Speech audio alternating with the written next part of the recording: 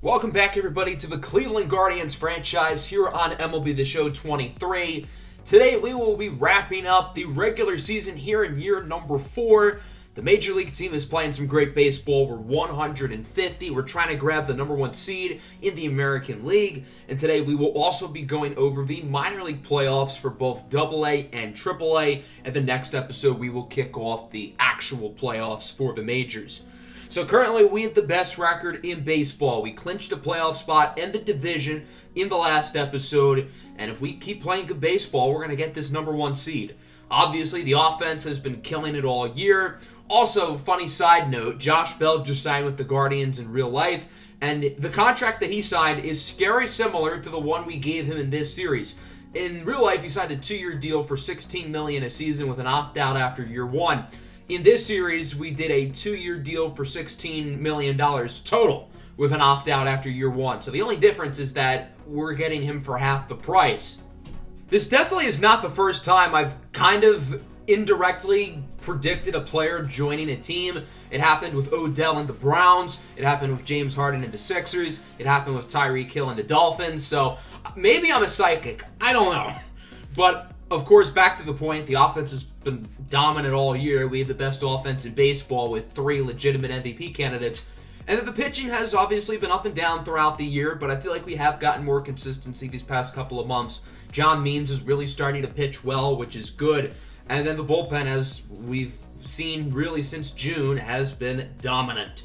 So let's start with the big league team, because the minor league playoffs don't start for a little while. So we'll play a major league game first before getting to the AA and AAA teams. Ironically enough, the AA and AAA teams have the best records in their leagues too. So it's organizational dominance from top to bottom. All 3 of our teams have the best records. AA finished their season. AAA still has another week to go, but I think both of them do start their playoffs at the same time, which is usually the last week of September. So I wanted to hop into a game here against the White Sox. They're kind of pushing for a wild card spot, but it doesn't seem like it's going to happen. And I wanted to pitch with John Means because he has quietly been really good since the All-Star break. And he was inconsistent to start the year, but he's really pitching a lot better, which is good to see. So it'll seem like this first game, we end up winning it 8-7. So that'll bring us to Game 2 of a 3-game set in Chicago against the 74 and 77 White Sox. Those guys are not eliminated from the playoffs, but they need a lot to happen in order for them to get lucky, and that starts with a win here tonight against us. We still hold a slight edge over the Astros for the #1 seed in the American League, but we've still got to play well these last 2 weeks in order to guarantee that spot, because I'd way rather play one of the wild card teams as opposed to Toronto. Michael Kopech starting for the White Sox today, 4.81 ERA, 1.54 WHIP in 30 starts. Not horrible, but certainly not all that great.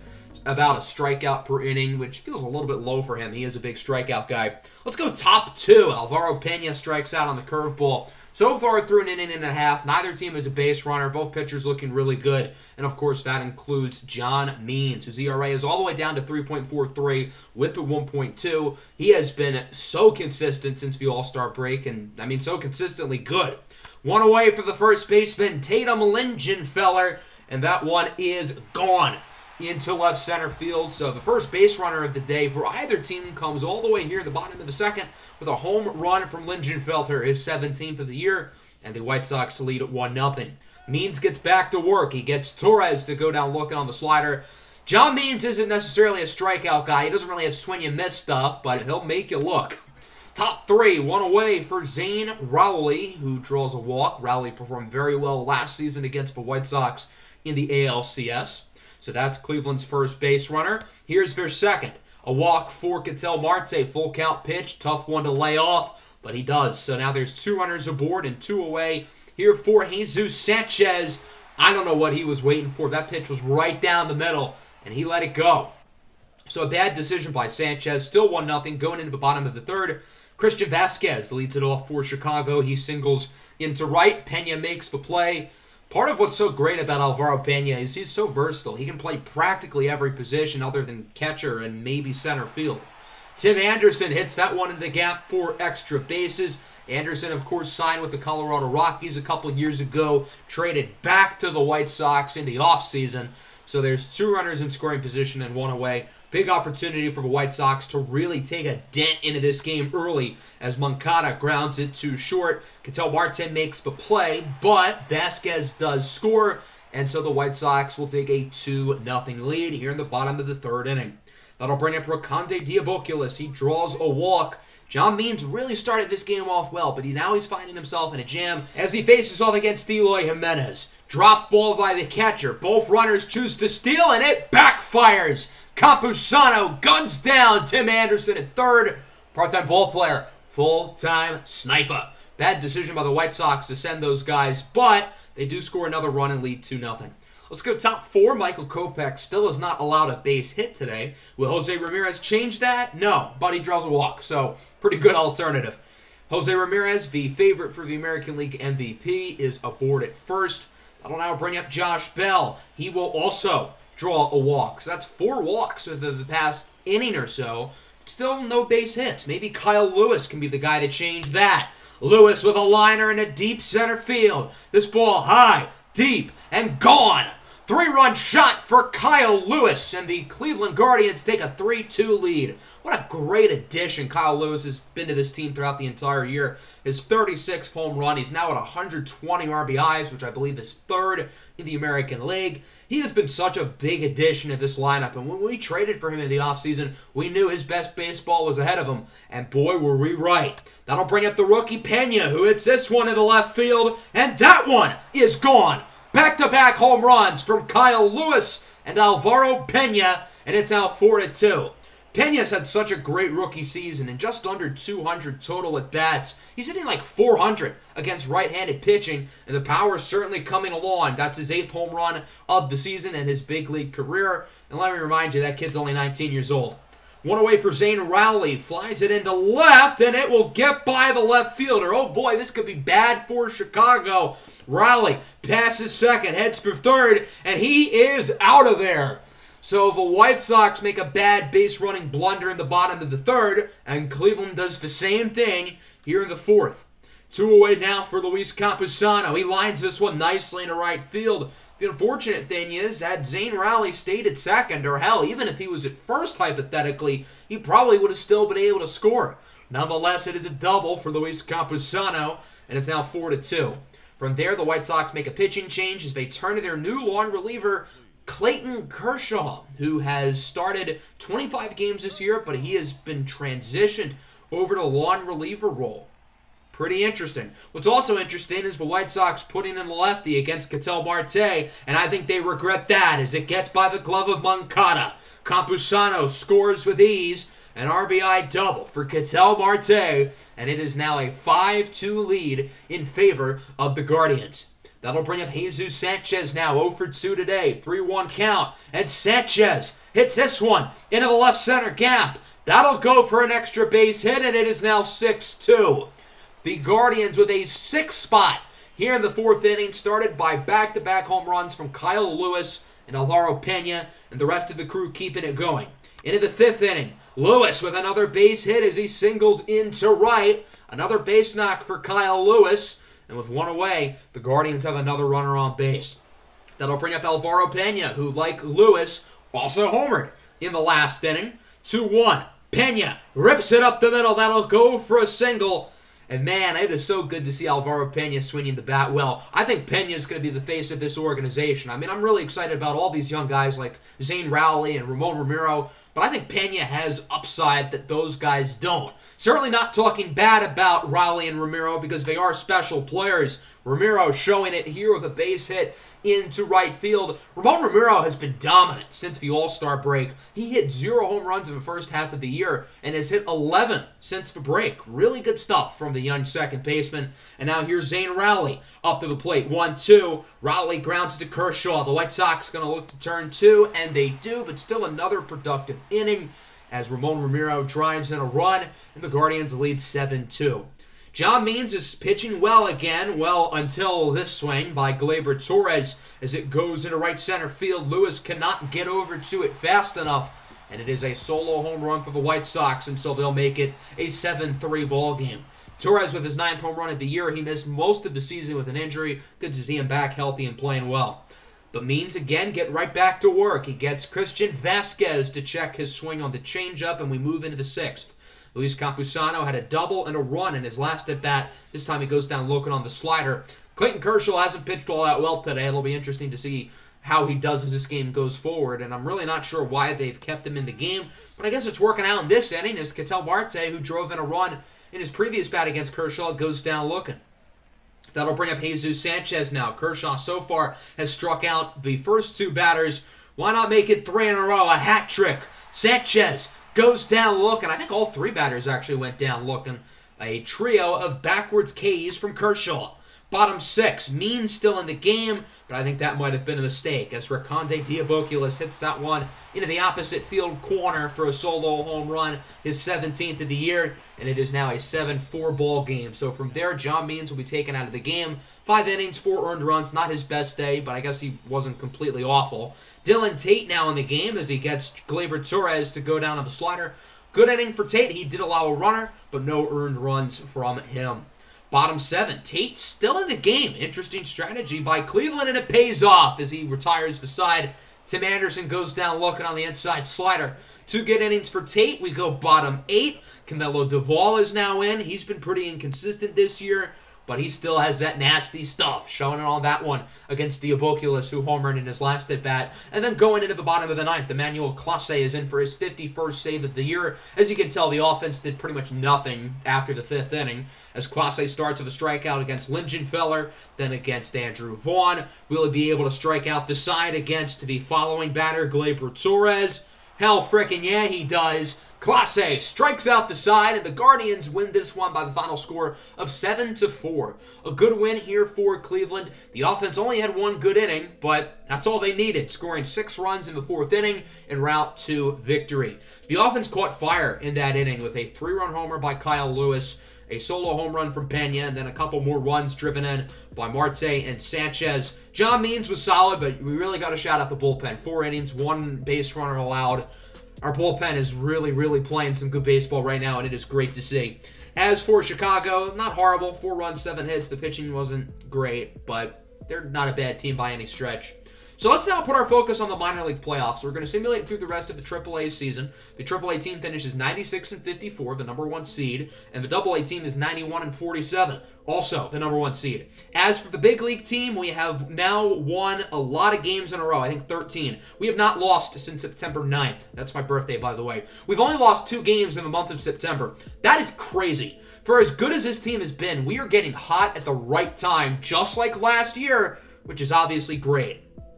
So let's now shift our attention to the minor leagues. We'll start off in AA with the Akron Rubber Ducks, who went 91-47. We've got a lot of young guys really playing well. Kevin Alcantara was dominant this year. Eric Pena, Kobe Mayo, Russell O, Luis Toribio, our first-round draft pick, Jesse Lynn. A lot of really, really good players here. And then in the pitching rotation as well. Marcos Villalobos is going to be a high-end MLB starter in a couple of years. And then the bullpen was really good. Pretty much everything about this team was flat-out dominant. So, I mean, there's a reason why we won 91 games. We start off with the Bowie Bay Sox, the AA affiliate of the Baltimore Orioles. Marcos Villalobos on the mound against Joe Montez. So far, a pretty close game. We are currently leading 2-1. Both pitchers doing great. Villalobos goes 6 strong into the 7th. Still no score change. Still no score change going into the 9th. Humberto Guzman in for a save, and he gets it successfully. Good start. We win the first game. We need to win 2 more to advance to the AA championship. We've got Pedro Perez, the stash, on the mound, currently trailing 1-0. Only allowed a run in the first, and since then, there's been no offense. The offense so far has laid an egg in this series against Bowie, but we finally get 3 in the 7th, but they get 3 in the 8th. So it's 5-4 now going into the 9th inning. Thomas Ponticelli trying to get through the innings successfully. He does not. He allows a run, but no further damage from Ponticelli. So we'll go bottom 9, a couple base hits early, 1 away. Now the bases are loaded. We're going to hop in. We've got Jesse Lynn, our first-round draft pick from last year out of Washington State. This is the 11th pitch of the at-bat, and Lynn crushes it. In a left center field, this could be the dagger. 1 run scores. 2 run scores. That's the tire. The winning run heads to the plate. The throw is not in time. A 3-run walk-off double for Jesse Lynn. And the Akron Rubber Ducks win a thriller. Jesse Lynn's biggest at-bat of his life and the young switch-hitting third baseman comes up clutch. Wow. Let's go to Game 3 and sweep this thing. Elvin Rodriguez on the mound against Drew Rom. Again, very low scoring. We lead 1-0. Now it's tied. They would drop a 5-burger in the 5th, but we would add 3 in the top of the 6th, and then 6 in the top of the 7th. So we're now winning 10-6. The offense has completely exploded. Time for the bullpen to finish this game off. Humberto Guzman going to come in to finish it. I was hoping to hop in for the final out, but it was a double play. So, yeah, there you go. We win. We're going to the AA championship. We sweep Bowie, and we're now going up against the New Hampshire Fisher Cats, the AA affiliate of the Toronto Blue Jays. New Hampshire would score 1 in the 1st. We would then get 5 in the 3rd, 4 in the 4th. We are dominating right now. Great start from Francisco Acevedo, and now it's up to Tyson Stone to finish it off, which he does. Good work. We're now 4-0 in the postseason. We just need 2 more wins. Marcos Villalobos back on the mound. He allows 2 in the 2nd. The offense not doing too hot, but we do score 3 in the 5th with a home run from Kevin Alcantara, trying to keep it going. Now 8-6. We're making a real comeback. We were down 8-0 at one point, and now we've got a chance to win this game. Here in the bottom of the 8th, we score nothing. Top of the 9th, can we stop them? I don't know. What's going to happen? 2 runners on, and they drive in a run from Reese McGuire. Bottom 9, Edgar Santana in for the save, and he retires the side. So the Fisher Cats tie it at 1. Reese McGuire really rubbed one out on us today. He goes 4 for 4, tugs one out of the park. Reese McGuire's got a great stroke, man. He knows how to really swing the wood. He can hit the ball long. He can hit the ball hard. And, I mean, this is somebody who really can hit it with the big stick. All right, let's move on to Game 3. Let's see if either side can get some momentum. We've got Manuel Ramirez on the mound. He allows a couple runs in the 3rd and the 4th, but we do get one back in the 6th with another home run from Kevin Alcantara. Into the 7th inning, another scoreless frame. Into the top of the 8th, Alcantara has really been the only offense as we finally get a couple hits together. Jesse Lennon is a pinch hitter. He gets a single. Going to bring in Aaron Bracco as a pinch hitter. Bases loaded, 2 away, and he grounds out. So we're still down 2-1 going into the bottom of the 8th. Let's see if the bullpen can get something going as Ponticelli has a shutout inning. And then going into the 9th. Russell O single, so now with 2 away. There's a runner on first. Big opportunity for Kevin Alcantara, who's been the best player today. He's been the best player all year for AA, and Alcantara strikes out. So with that, the New Hampshire Fisher Cats take a 2-1 series lead. They're only 1 win away from winning the championship. So we've got to win 2 in a row. It's really that simple. We've got the stash, Pedro Perez on the mound. We scored 2. We had another in the 3rd, although they respond with 1. So it's 3-1. Not a lot of offense the past couple of innings. And, I mean, that's not horrible because that means the pitching's doing really well. We scored 3 in the 6th, so it looks like we should be fine. We've got Rodriguez in to finish out the game, and he does just that. So that'll bring us to the decisive Game 5. The winner wins the AA League Championship. It's really that simple. So we're going to simcast it, but if it's close at any point, I think we're going to hop in. New Hampshire scores 2 in the 1st. Not a good start at all. We started Marcos Villalobos on short rest. That proves to be a mistake. Now the bases are loaded, and Tyson Stone retires 3 in a row. Good work from Stone. It's still 2-0. The offense is again laying an egg. Let's hop into the game here in the bottom of the 6th. We're down 2-0. Trent Palmer for New Hampshire is pitching a gem. And it looks like he'll get through the 6th, no problem. With 2 away, Eric Pena will fly out to foul territory in left field. So our season's going to come down to these next 3 innings. The pitching's got to keep it going. Tyson Stone's got to keep playing well, as this one's going to go for extras into right. Eric Pena cannot make the play, and that will be a lead-off double. So New Hampshire opens up the inning with a runner in scoring position. That'll bring up Cooper Hummel with 2 away, hits it into left center. Bayron Lara should be able to make the play. And he does. Good work by the defense, but the offense has really got to show up here. They didn't in the 7th. We'll move into the 8th. Fernando Cabrera is in for the Rubber Ducks. He's allowed 1 run in 4 postseason innings so far. Not bad as he faces off against Abraham Almonte, Major League veteran. Spent some years in Cleveland. So, I mean, he's a familiar face from, like, kind of a long time ago. Mark Mathias will then strike out on the fastball. Good pitch by Cabrera. Let's go bottom 8. Ricky Perry, now in the game, is allowed a run in an inning and a 3rd. As with 1 away, Russell O, the South Korean first baseman, will single into center. So that we've got a base runner. Time to do some damage. That'll bring up Jesse Lynn. He's been the hero throughout the playoffs. He is playing really well, and he strikes out on the curveball. Jesse Lynn swings and misses a lot. His plate vision is not the greatest. He has really good tools, but the consistency isn't really there. Big opportunity for Luis Angel Acuna, the younger brother of Ronald Acuna, and he grounds out to third. Close play at second. I'm surprised he didn't just get Acuna out at first. Let's go top 9. Cabrera still in the game as he strikes out Sebastian Espino to lead off the inning. From there, Cabrera will be taken out. He'll be replaced by R.D. McKay. Also, 1 earned run in 4 innings of postseason balls. He faces off against Desan Brown at the top of the order. Doubled in his last at-bat, singles in this one. So with 1 away, Brown is aboard. We'll see if New Hampshire can add some insurance runs. John Aiello with a grounder up the middle. Acuna flips it to Fabregas, over to Toribio. A magical 6-4-3 double play. Great work by the defense. The pitching was phenomenal today. They have not allowed a run since the first inning, but the offense has got to do something against the closer, Edgar Santana. 3 for 3 in save opportunities so far in the postseason as Luis Toribio starts the inning strong with a single into left center.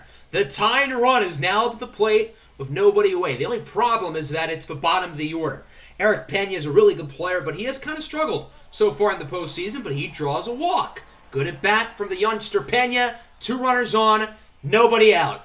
Big opportunity for Bayron Lora, the 2-2, swinging a miss on the outside fastball. Big strikeout for Santana. He just needs 2 more, and New Hampshire will win the championship. That'll bring up the pinch hitter, Connor Cannon. Grounds it to second. Going to be a close play. The throw to first is in time.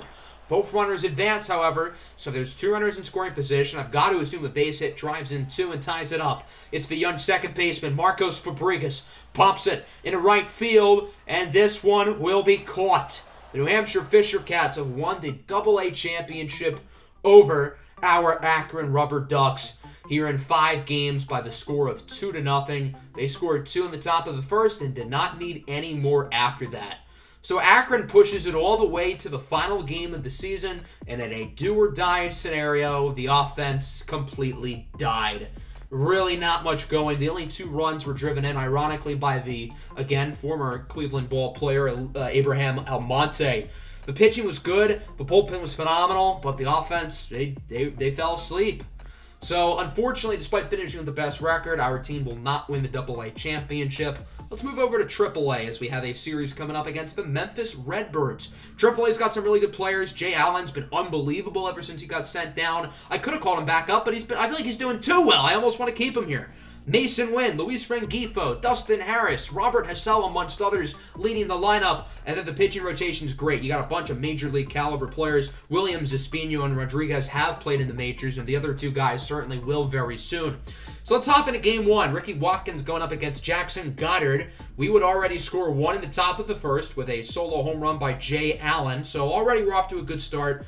Really low scoring game. Ricky Watkins is doing his thing, but he allows 2 in the 7th. So now we've got to drive in a run. Actually, you're going to need 2 here in the 9th against former Guardian Jose Alvarez, and we're unable to do it. Jose Alvarez was on our team, I believe, back in Season 2. That'll bring us to Game 2. Gavin Williams against Cole Stewart. No runs scored. Again, the offense really laying an egg. The pitching's been great. They scored 2 in the bottom of the 7th, but we add 3 in the 8th. The bullpen cannot blow it. It's Oinks Quackenbush looking to get the save in the bottom of the 9th with Cox on second and 1 away. Ground out, 2 away. Base hit for Stevens to tie it at 3. Jahari Cruz in the game as we bring in another reliever, Cal Coronado. Stevens steals second. Doesn't even matter as Cruz walks it off with a 2-run shot. And the Redbirds win it 5-3. The walk-off homer by Jahari Cruz puts the Memphis Redbirds ahead 2-0. Again, keep in mind it's a best of 5. So we've got to win 3 in a row or else our season is over. That starts with Game 3. Daniel Espino on the bump against Robbie Ryan. We immediately scored 2 in the first. Really good start. We had another in the second. We're up 3-0. Now we're up 4-0. Life is good. Espino is balling out. He allows 1 in the 7th. We just can't blow it, and we completely blow it. Fernando Villegas allows 4 in the 8th inning. So we're going to hop in. Bottom 8, currently trailing 5-4. Derek Watson into the game for the Redbirds. All right, the offense has got to wake up. It starts with Bobby Bradley, down by 1. Bradley lines it to second. What a catch. Oh, my goodness. The second baseman makes a remarkable play to come down with it. That was Nick Dunn who made the play. That'll bring up John Kenzie Noel with 1 away. checks a swing. I don't know if he went around or if that pitch was a strike or what, but he was called for a strikeout, and our season comes down to 4 outs. That'll bring up Mason Wynn, a former member of the Cardinals organization. We've got a couple guys on this AAA team who used to play for the Cardinals organization, as he will ground out to third. So we need one more inning. We're currently down by 1 after allowing 4 in the top half of the inning. Alex Vesia, the lefty, coming into the game. Hopefully the Redbirds don't add any more runs, as that starts with Albert Almora Jr. He was part of the Cubs team who beat Cleveland in the World Series back in 2016, as Almora will draw a leadoff walk. One away for Jahari Cruz with the walk-off home run in the last game, and he strikes out on the circle change.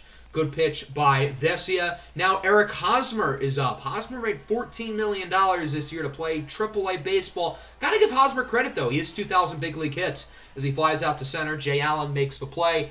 That'll bring us to the bottom of the 9th. This is it. The season's on the line. Clippers down by 1, going up against Hunter Wood, who is not allowed to run in 1 inning of postseason baseball. He's got some nice hair. All right, 7, 8, 9 hitters are up. Time to save the season.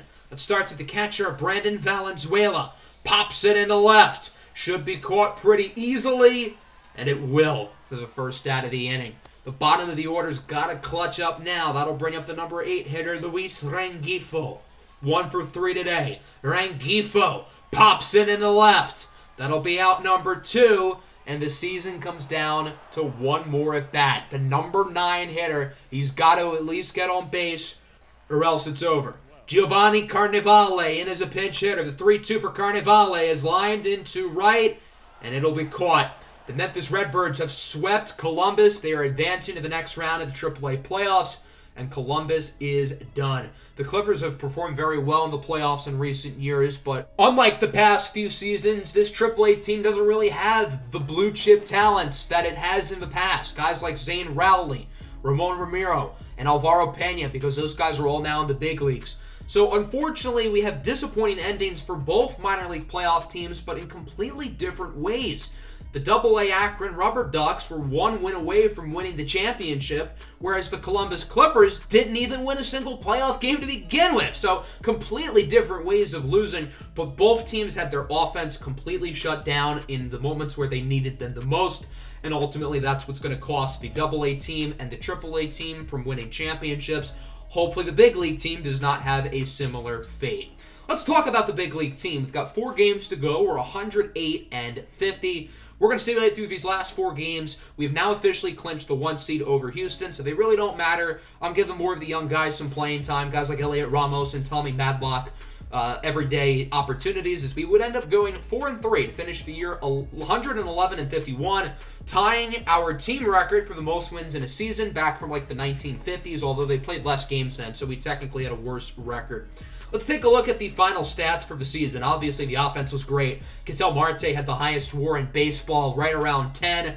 Jose Ramirez was phenomenal. Kyle Lewis was phenomenal. Jesus Sanchez and Josh Bell both did their thing. And then the young guys really played well. Ramon Ramiro in over 400 at-bats hit 345. George Valera hit over 300. Pena hit over 300. Zane Rowley was pretty solid this year. Overall, the offense was near flawless. Jose Ramirez does win the MVP. Marte finishes in 3rd. So now 2 of the last 3 seasons, we've had a player win the MVP.